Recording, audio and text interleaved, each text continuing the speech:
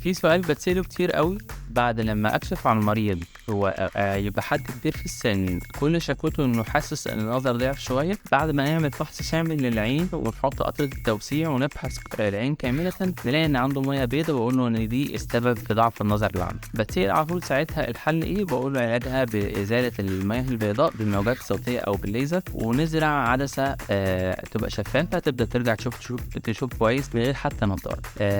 بيسألني أعملها دلوقتي ولا بعدين؟ إجابة السؤال بمنتهى الوضوح، إلى أي حد المياه البيضاء عاملة لك إعاقة في ممارسة أنشطتك الطبيعية. لو أنت بتسوق حاسس بإعاقة في السواقة، لو أنت بتتفرج على التلفزيون متضايق، لو أنت بتقرا مش عارف تشوف كويس، ده كله لو متأثر ساعتها هنعمل عملية في 10 دقايق بقطة بنج سطحية تنزل خلال يومين إلى 3 أيام بكتير. الدكتور مسالمين، شكرا جزيلا.